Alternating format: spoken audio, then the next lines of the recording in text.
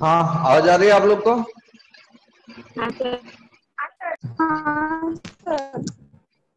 अच्छा, मुझे बताइए आप की आवाज मुझे ऐसे रुक रुक कर आ रही, तो मेरी आवाज ऐसे रुक रुक कर आ रही है या कंटिन्यू आ रही है? कंटिन्यू आ सही है रही sir. Sir. Okay, fine, that's good. तो देखिए, कल मैंने आप लोगों को सारे के सारे लॉज ऑफ कॉम्बिनेशंस के बारे में बता दिया था। और फिर मैंने आप लोगों को कहा था, कल असाइनमेंट दिया था कि आप लोग को कल उसके नोट्स लिखने हैं, ठीक है। काफी सारे बच्चों ने असाइनमेंट्स मुझे सबमिट किए हैं। उस असाइनमेंट्स में कुछ अगर इम्प्रूवमेंट की जरूरत मुझे वहां पर लगी, मैंने वो सजेशन भी आप लोग को दिए हैं, ठीक है। तो नाउ जो भी मैंने सजेशन आप लोग को दिए हुए हैं, उस सजेशन को प्रॉपरली फॉलो करो, एंड डेफिनेटली आप लोग अगर इस तरह से करोगे ना, तो आप लोग का जो भी कोई एम है, ठीक है, फिर चाहे बोर्ड में अच्छा परफॉर्म करना हो, एमएस सेट में स्कोर लेना हो, या फिर जेई करना हो, या फिर नीट करना हो, दैट रियली डजंट मैटर। आप डेफिनेटली गोइंग टू, मतलब आप जरूर उसको अचीव करेंगे, ठीक है, जो भी आपका गोल हो, ठीक है। बस इस प्रोसेस को फॉलो करो। तो कल हम लोगों ने जो बात की थी, वो पूरा का पूरा जितने भी लॉज ऑफ कॉम्बिनेशन है, पांच लॉज कॉम्बिनेशन, उन सारों को हमने एक्सप्लेन किया था, ठीक है।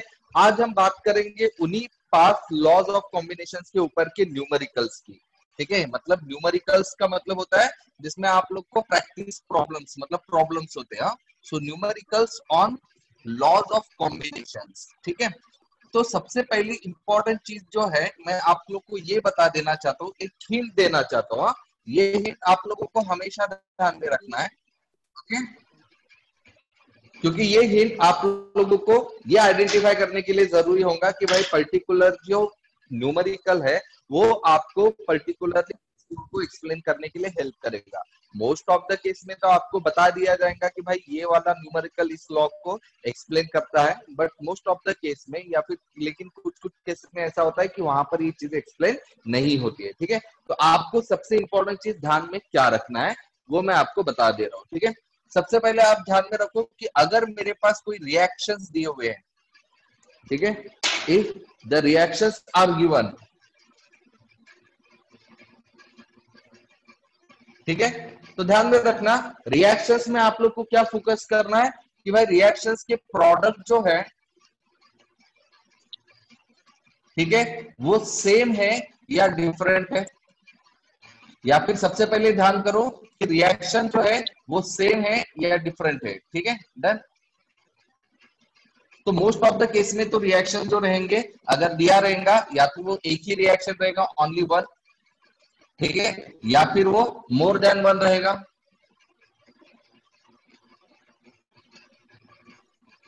अगर वो एक ही पर्टिकुलरली रिएक्शन रहेगा, सो अल्टीमेटली वहां पर सबसे ज्यादा पॉसिबिलिटी बनेगी कि भाई वो जो गिवन लॉ है, ठीक है, वो either law of conservation of mass को एक्सप्लेन करेगा, या फिर वो लॉ ऑफ गैसियस वॉल्यूम को एक्सप्लेन करेगा।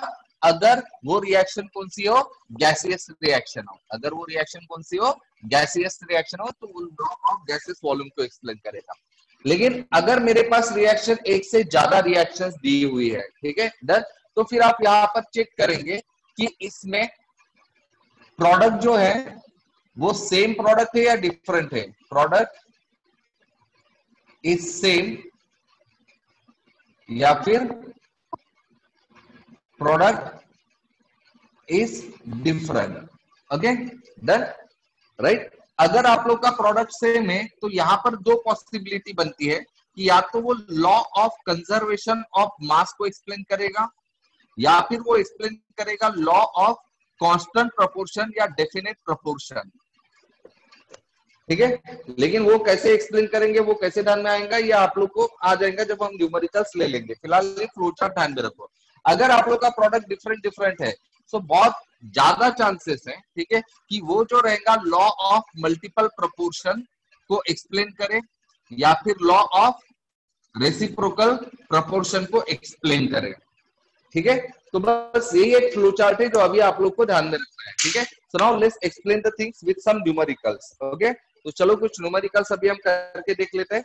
तो सबसे पहला न्यूमेरिकल है 0.7 gram of iron reacts directly, numerical में लिख रहा हूं, कहा लिखो, यही लिखता हूं नीचे, 0.7 gram of iron reacts directly with 0.4 gram of sulfur, with 0.4 gram of sulfur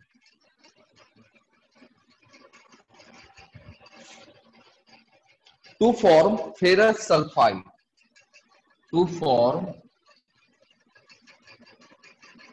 ferrous sulfide.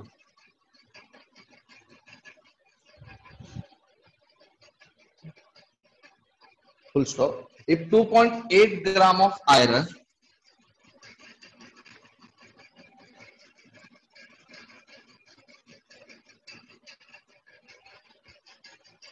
is dissolved in dilute HCl, is dissolved in dilute HCl, यहाँ DIL डॉट का मतलब होता है डाइल्यूट, ध्यान में रखना, DIL डॉट का मीनिंग होता है dilute.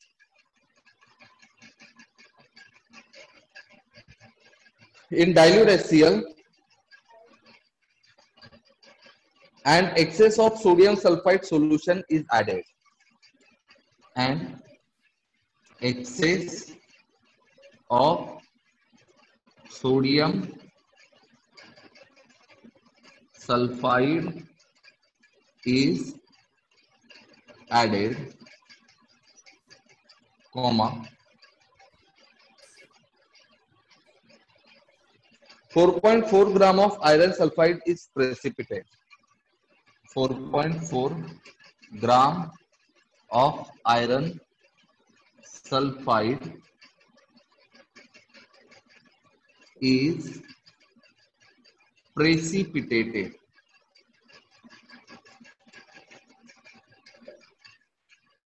Is precipitated, full stop. Which law of chemical combination is illustrated, is illustrated. तो ये हमारा क्वेश्चन है।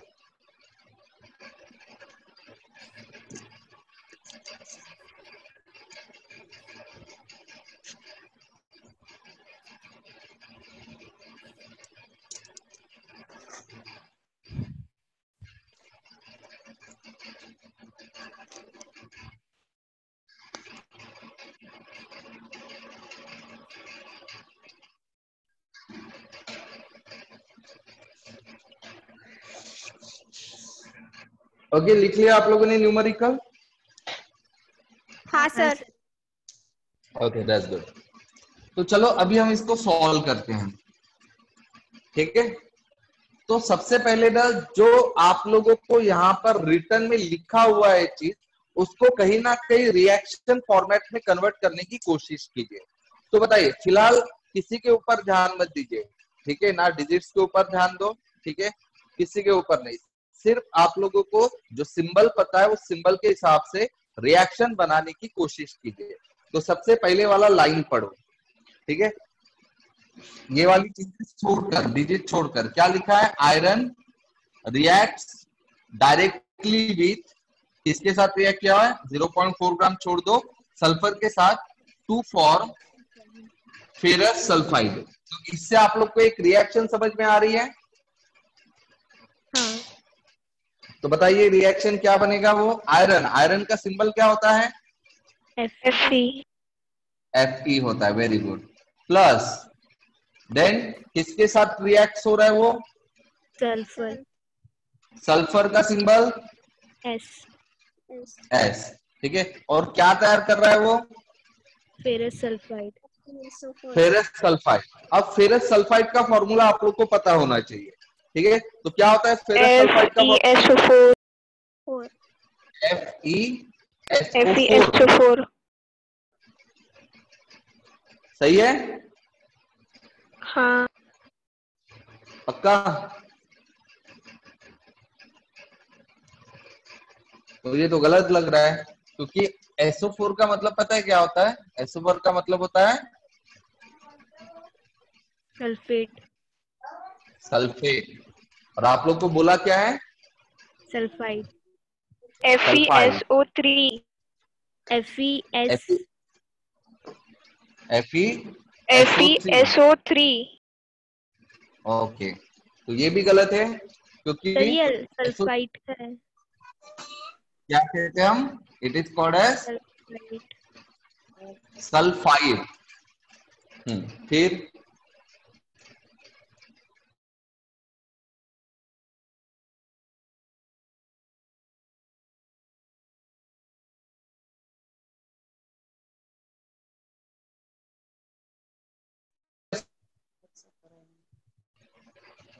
सॉरी, समझ में आ रहा है? सल्फर का आयन जो होता है वो होता है सल्फाइड। क्लियर है? हाँ क्लियर है? सर। हाँ मतलब सर। देखिए, आप लोग को यहाँ रिएक्शन किसका दिया? FeOH का। इन दोनों में से आप लोग वैलेंसी बता सकते हो। सल्फर की वैलेंसी क्या होती है?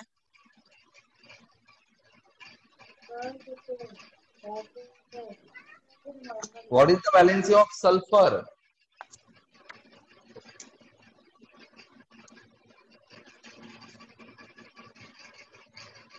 भाई सल्फर की वैलेंसी नहीं पता रहेगा तो हो गया ना, हम लोग कुछ कर ही नहीं कर पाएंगे। 6 6 होती है 60 16। वैलेंसी बोल रहा हूँ, वैलेंसी, वैलेंस इलेक्ट्रॉन नहीं बोल रहा हूँ। 2 2 होती है भाई। 2 कितनी होती है? 2। और यहाँ आयरन है, लेकिन आयरन के लिए उन्होंने वर्ड यूज किया है फेरस। राइट? आयरन जो होते हैं वो दो फॉर्म में होता है। कौन सा? एक तो फेरस हो सकता है या फिर फेरस। फेरिक हो सकता है। समझ में आ रहा है? तो अगर वो फेरस है मतलब आयरन की वैलेंसी कितनी है? 2। 2। और फेरिक है मतलब आयरन की वैलेंसी कितनी है? 3। तो यहाँ पर उन्होंने क्या बोला है? फेरस बोला है या फेरिक बोला है? फेरस। Ferrous ferrous. तो फेरस मतलब आयरन की वैलेंसी कितनी होनी चाहिए? 2 2। अब हमें कंपाउंड बनाते टाइम हम वैलेंसी को क्या करते हैं? सिंपली वैलेंसी को क्रॉस। मतलब क्या हो जाएगा? ये Fe2S2। बट ये दोनों भी 2 है तो कॉमन फैक्टर 2 हो जाएगा, तो कट हो जाएगा। क्या बचेगा? FeS। राइट? तो फेरस सल्फाइड का फॉर्मूला क्या होगा? FeS। FeS हो जाएगा। समझ में आ रहा है? तो ये हो गया हमारा हाँ। पहला वाला डेटा से बनाया हुआ रिएक्शन। अब सेकंड वाले डेटा की तरफ फोकस करते हैं। 2.8 ग्राम को छोड़ देते हैं। आयरन। आयरन का मतलब क्या होता है? Fe Fe। ओके, तो हम लिख लेते हैं Fe। हाँ, फिर हमने क्या किया? Is dissolve in dilute HCl। मतलब यहाँ एक डाइल्यूट HCl डिसॉल्व बोला है। डिसॉल्व इन का मतलब मैं क्या लिखूं? यहाँ पर प्लस लिखूं या नहीं लिखूं? क्या लिखूं? प्लस ही लिखना पड़ेगा। ठीक है भाई, रिएक्ट विथ लिखो, डिसॉल्व इन लिखो, कुछ भी लिखो, मतलब प्लस करना है। किसके साथ प्लस करना है आपको? डाइल्यूट HCl के साथ। डाइल्यूट HCl के साथ। और फिर क्या बोला है? एंड एक्सेस ऑफ, क्या बोला है? Excess of sulphide. सोडियम। अब भाई सोडियम सल्फाइड का फॉर्मूला क्या होगा बताइए कोई मुझे? सोडियम मतलब Na2+। Na right? और H की वैल्यू, अब वैलेंसी Na की वैल्यू, Na की वैल्यू कितनी होती है? सॉरी, वैलेंसी कितनी होती है Na की? What is the valency of Na? Sodium 1। 1। और what is the valency of sulphur? 2। 2 2। तो क्या फॉर्मूला बनेगा? वैलेंसी को क्रॉस करेंगे तो Na2S। Na2S S। ओके, तो प्लस हम डालेंगे यहाँ पर Na2S। और फिर इन्होंने क्या बोला है? तो क्या हो रहा है? Iron sulphide. अब आयरन सल्फाइड मतलब क्या होगा? यही होगा, जाहिर सी बात है। ठीक है, इस प्रेसिपिटेट। बाकी के प्रोडक्ट क्या है उन्होंने नहीं बताया है और हमको उससे मतलब भी नहीं है। समझ में आ रहा है ना? बाकी के प्रोडक्ट क्या है हमें नहीं पता और हमें उनसे मतलब भी नहीं है।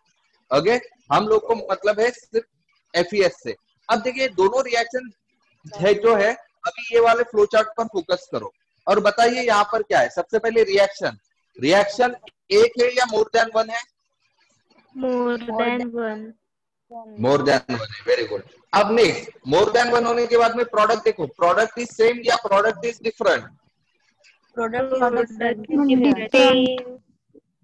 हाँ, Same. प्रोडक्ट Product अब सेम रहेगा तो हम क्या कर रहे थे कि दो वाला लॉ, इसमें भी ये वाले लॉ को तो छोड़ ही दो, एक ही लॉ हम बोल देंगे यहाँ पर, दो की जगह एक ही लॉ कर लेते हैं। लॉ ऑफ कौन सा होगा?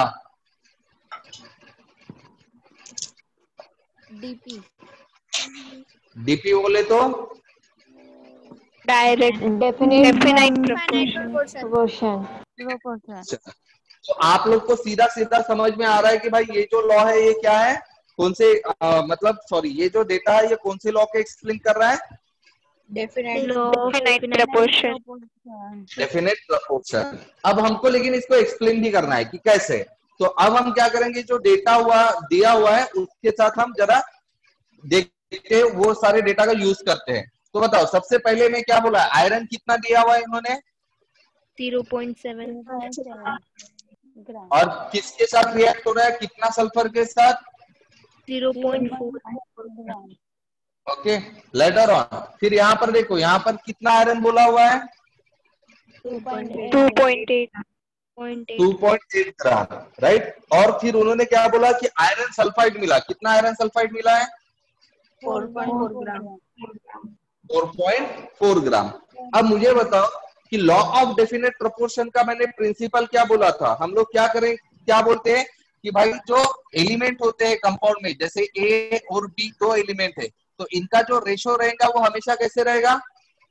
सेम रहेगा। सेम रहेगा। मतलब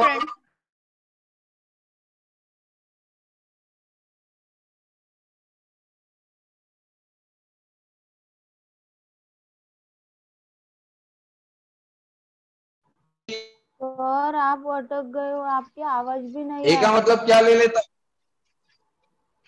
हाँ जानता हूँ, फोन आ गया था। अब आ रही है सर। दिख रहे हैं सर। अब फाइन। आ रहे हैं सर तो आप। जैसे मैंने, ओके फाइन। तो लॉ ऑफ डेफिनेट प्रोपोर्शन में हम क्या करते हैं कि जो रेशो होता है दो एलिमेंट्स का वो हमेशा कैसे होना चाहिए? सेम होना।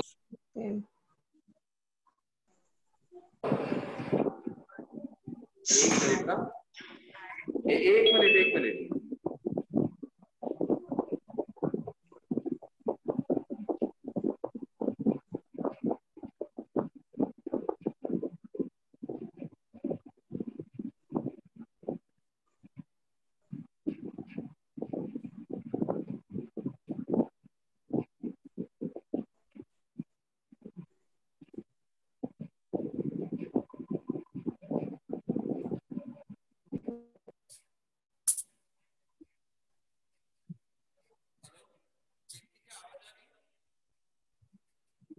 नहीं आ रही सर।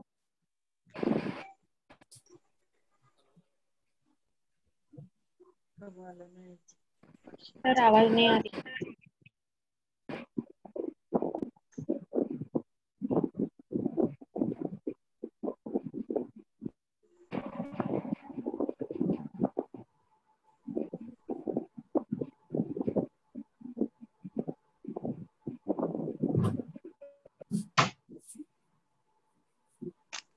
ए,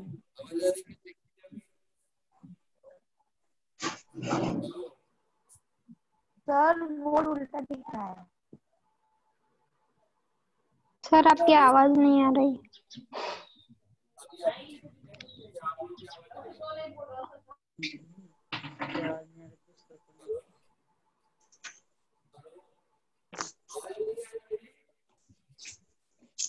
सर आवाज कम आ रही।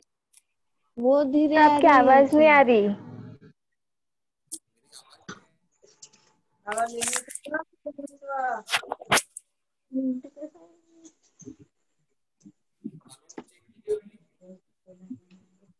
चालू है। सर आपकी आवाज बहुत धीरे आ रही है सर। सर कुछ भी सुनाई नहीं आ रहा। हाँ सर।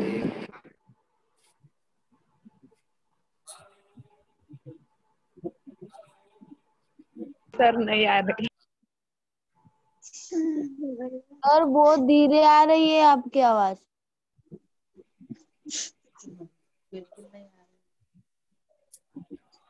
आपका वीडियो भी नहीं दिख रहा। सर आपकी आवाज नहीं आ रही।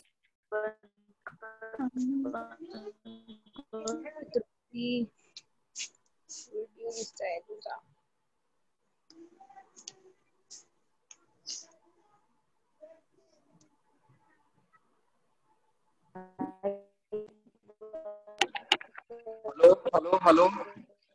आ हाँ रही सर आ सर रही है सर। अब आई सर आवाज। Okay that's good. फिर से चली। फिर से चली गई सर। क्या बात करो अभी फिर से चली गई मेरी वापस आवाज। नहीं हाँ, सर आ रही सर आ रही सर आ रही सर। आ रही है सर आपकी ओके फाइन। तो जैसे हमने कहा है कि भाई ये जो पर्टिकुलरली डेटा है, क्योंकि इस डेटा में मेरे पास दो अलग अलग रिएक्शन है बट दोनों में मेरे प्रोडक्ट सेम है। और जैसे कि हम लोग को पता है कि रिएक्शन अगर मेरे एक से ज्यादा है लेकिन प्रोडक्ट अगर सेम होता है, इसका मतलब वो कौन सा लॉ एक्सप्लेन कर रहा है? Law of definite proportion. और लॉ हाँ, और लॉ ऑफ डेफिनेट प्रोपोर्शन का सिंपल होता है ए बाई बी का रेशो हमेशा सेम होना चाहिए। Same. तो यहाँ ए बाई बी का मतलब क्या होगा? यहाँ ए का मतलब मैं एफ ई ले लेता हूँ और एस बी का मतलब ले लेता हूँ एस, राइट। तो यहाँ हम देखते हैं ए बाई बी का रेशो क्या है। तो देखिए पहले वाले रिएक्शन में ए बाई बी का रेशो क्या लेंगे? ए मतलब एफ ई कितना दिया हुआ है? 0.7। 0.7। Okay. And what about sulphur S कितना दिया हुआ है? 0.4 ग्राम। 4, राइट। अगर मैं इसको रेशो निकालता हूं तो ये क्या बनेगा? 7:4 बनेगा, हाँ। राइट। अब हम सेम तरह से दूसरे वाले केस में देखेंगे कि इस वाले केस में हमारा एफ का रेशो क्या बनना चाहिए, एफ बाई एस का रेशो क्या बनना चाहिए। ठीक है, तो देखिए यहाँ पर मैं लिख लेता हूँ एफ बाई एस। तो बताओ यहाँ एफ दिया हुआ है हाँ सर। 2.8। 2.8 ग्राम, राइट। और सल्फर कितना दिया हुआ है? 4.4 ग्राम। 4.4। 4.4 ग्राम सल्फर दिया हुआ या एफईएस दिया हुआ है? एफईएस दिया है। एफईएस 28। पूरा का पूरा एफईएस दिया हुआ है। और एफईएस किससे बना हुआ है? एफई प्लस एस से बना हुआ है, राइट। तो एफईएस टोटल 4.4 ग्राम है और एफई उसमें कितना है? 2.8। 0.8 ग्राम। तो फिर सल्फर आपका कितना रहेगा? सल्फर रहेगा 4.4 माइनस 2.8। तो बताइए कितना होता है? 1.6। 1.6। बराबर है। तो यहाँ सल्फर आप लोग का 4.4 है क्या? नहीं। नहीं है। कितना होता है वो? 1.6। समझ में आ रहा है कैसे? हाँ सर। ओके, तो हम लिखेंगे यहाँ 1.6। ओके, हाँ। तो अब हम रेशो निकालते हैं। तो बताइए यहाँ रेशो क्या बनेगा? 1.6 4 है ना, 7/4 बनेगा, बराबर है। डन, सही है। हाँ। अरे हाँ या नहीं? फिर हाँ, यहाँ पर सर। एक्सप्लेन करेंगे। As the ratio of Fe by S is same, that is 7:4 in both cases. Therefore, this data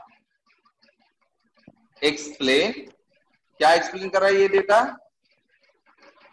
The law of definite proportion। समझ में आ रहा है एक्सप्लेन कैसे करना है इसको? हाँ। हाँ सर। वेरी गुड, ठीक है। So this is the solution of our numerical. Get it? Clear है? हाँ सर। ओके ठीक है, चलो अब नेक्स्ट वाला एक न्यूमेरिकल।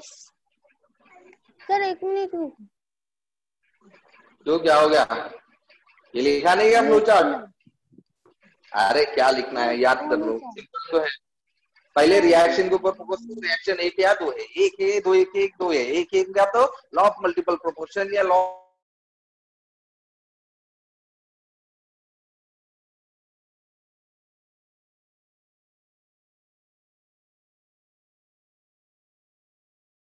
थोड़े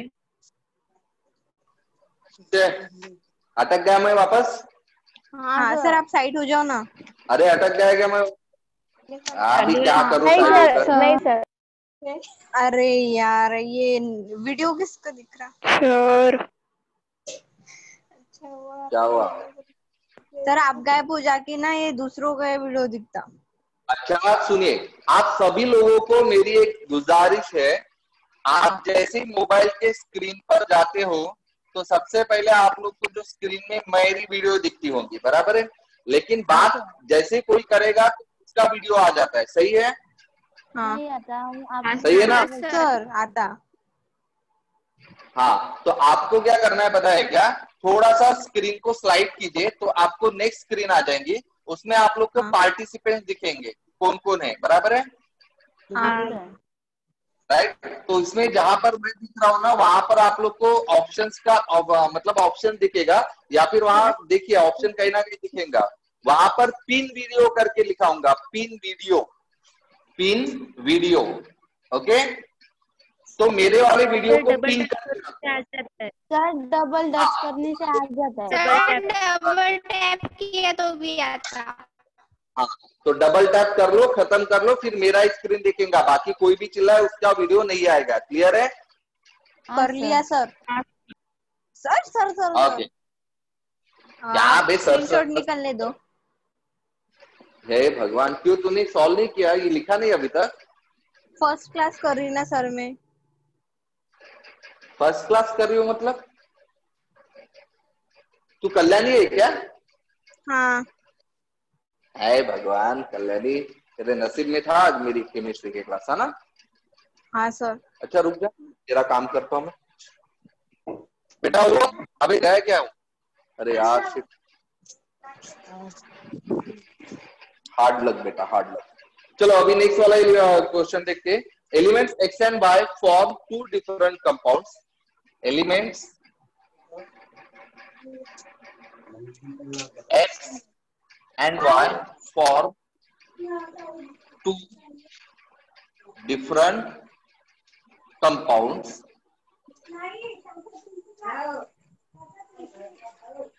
Two different compounds.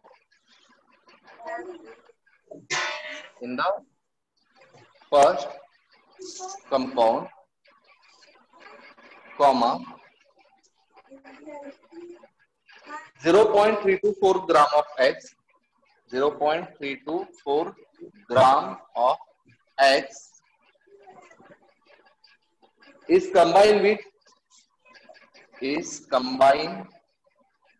with sir blur दिख रहा। बाहर आजा 471 ग्राम Y.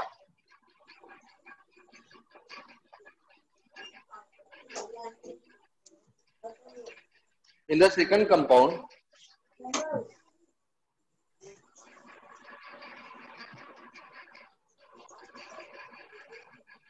comma 0.117 gram of X is combined with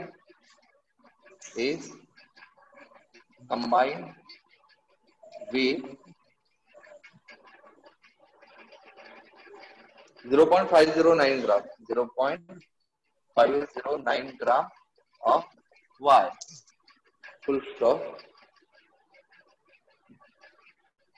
So, explain which law of chemical combination is illustrated.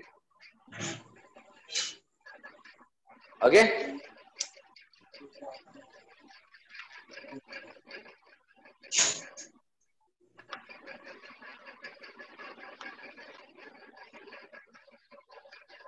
Sir वो इसके बाद का क्या है? इसके बाद में सर आप पॉज हो गए। हाँ वो दिख नहीं रहा सर। सर ब्लर दिख क्या रहा।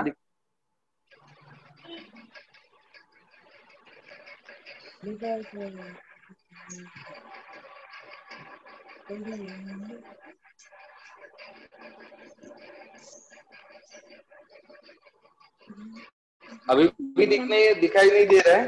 दिखाई दे रहा है सर। ब्लर ब्लर दिख दिख रहा रहा, सर, दिखाई दे रहा। पूरा ब्लर दिख रहा सर। ब्लर दिख रहा है। माइक म्यूट करो, नहीं सर मैंने अच्छा कुछ दिख रहा दिखाई। है। माइक म्यूट करो सब लोग। अच्छा, जिसको जैसे दिखाई दे रहा है वो देख लो और लिख लो, ठीक है। चलो अब इसका सॉल्यूशन लिखते हैं। तो जैसे कि मैंने कहा, सबसे पहले हम लोग क्या करते हैं बताइए। रिएक्शंस लिखते हैं।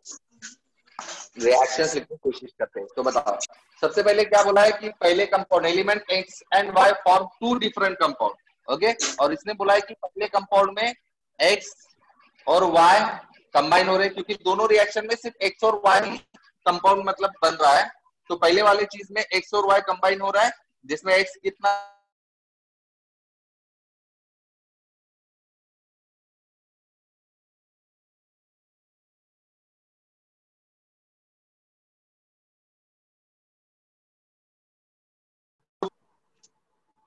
सर आपकी आवाज नहीं आ रही।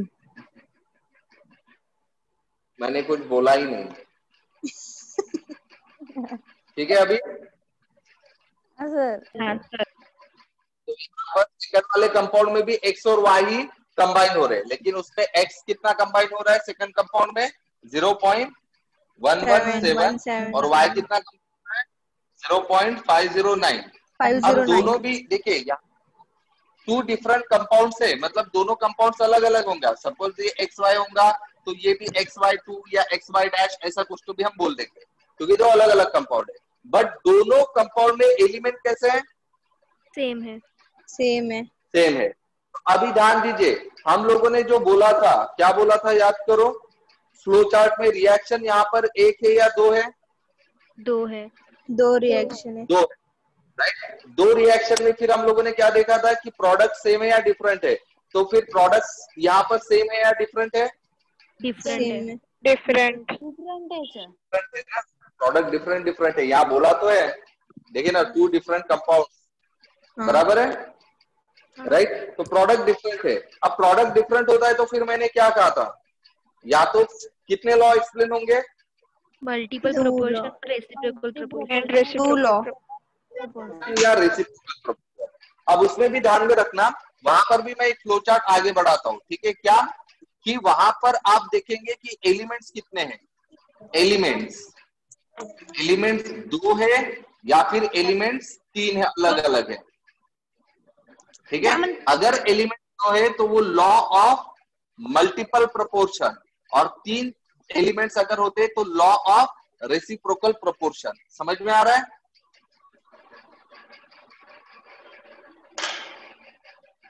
हाँ सर। जैसे इस वाले कंपाउंड में देखिए एलिमेंट कितने हैं, दो ही एलिमेंट है। हाँ सर। तो मतलब ये कौन सा लॉ एक्सप्लेन करेगा? Law of multiple proportion. अब लॉ ऑफ मल्टीपल प्रोपोर्शन में मैंने क्या बोला था याद करो, कि एक एलिमेंट का वन एलिमेंट का मास कैसे होता है? रिएक्शन वन एलिमेंट का मास फिक्स होता है, और अदर एलिमेंट का मास जो होता है दोनों कंपाउंड में, वो क्या करता है? Simple ratio. रेशियो। तो यहाँ पर हमारे पास दो एलिमेंट है। कौन से दो एलिमेंट है? एक एक्स एलिमेंट है और एक वाई एलिमेंट है, बराबर है। हाँ। राइट, और मेरे पास दो कंपाउंड है, राइट। पहले वाले कंपाउंड में x का मास कितना दिया हुआ है 0.324, राइट, और y का मास कितना दिया है 0.471, राइट। सेकंड वन में x का मास दिया है 0.117 और इसका मास कितना दिया है 509। क्लियर है? तो अब मुझे बताओ, ये डेटा से आप लोग को लग रहा है क्या किसी एक एलिमेंट का मास फिक्स है करके? नहीं। मतलब सेम है क्या? दिखाई दे रहा है क्या? नहीं। नहीं दिखाई। तो जब आप लोग को दिखाई नहीं दे रहा है, लेकिन जैसा मैंने फ्लो चार्ट बताया उस फ्लो चार्ट के हिसाब से, तो ये वाला जो डेटा है ये कौन से लॉ को एक्सप्लेन करना चाहिए? Multiple proportion, right. और मल्टीपल प्रोपोर्शन के लिए एक एलिमेंट का तो मास फिक्स्ड रहना चाहिए। जबकि यहाँ पर किसी भी एलिमेंट का मास फिक्स्ड नहीं है। तो भाई फिक्स नहीं तो फिक्स करवा दो, ठीक है। फिक्स नहीं है तो फिक्स करवा दो। जैसे फॉर एग्जांपल x का मास फिक्स कर लेते हैं, ठीक है। हम क्या बोलेंगे? फॉर फर्स्ट कंपाउंड, तो पहले कंपाउंड के लिए कितना x है 0.324 ऑफ x। हाँ, कितने y के साथ कंबाइन हो रहा है? 0.117 बराबर, इतने y के साथ कंबाइन हो रहा है। सो देयरफॉर सेकंड कंपाउंड में भी अगर मैं बोलता हूं, ठीक है, सेकंड कंपाउंड में क्या कर लेता हूं, x की वैल्यू देखिए 0.471 है, बट इसको मैं 471 की जगह क्या ले लेता हूं 324 ही ले लेता हूं, ठीक है। तो ये कितने y के साथ कंबाइन होगा ये आपको क्या करना है, निकालना है। समझ में आ रहा है? तो ये किसके लिए? सेकंड कंपाउंड के लिए, फॉर सेकंड कंपाउंड। राइट। तो हम वो कैसे निकालेंगे? सिंपल क्रॉस कैलकुलेशन से। जैसे देखिए सेकंड कंपाउंड के लिए कितना x कितने y के साथ कंबाइन हो रहा है, बराबर है, इतना x इतने y के साथ कंबाइन हो रहा है, और मुझे कितना x के लिए निकालना है 0.324। राइट। तो हम लिखेंगे कितना, तो देयरफॉर x की वैल्यू निकालो, क्रॉस मल्टीप्लिकेशन करेंगे। चलो अब लॉग टेबल का इस्तेमाल करो और फटाक से बताओ। अब लॉग टेबल का इस्तेमाल बाद में करो क्योंकि मेरे पास टाइम बहुत ही कम है, क्लास खत्म हो जाएंगे। इससे पहले मैं कैल्सी से बता दो फटाक से आंसर इसका, कैल्सी से आंसर बता दो।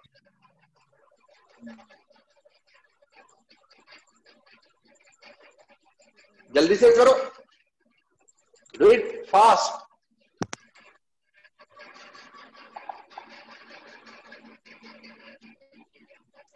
Make it fast, come on.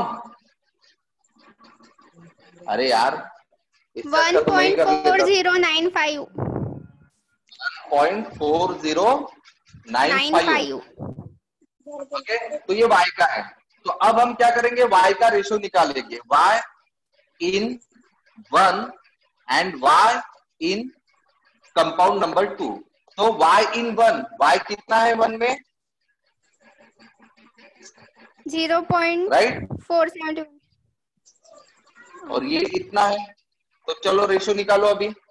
1.409 को 0.117 से डिवाइड करो, रेशियो मिल जाएगा।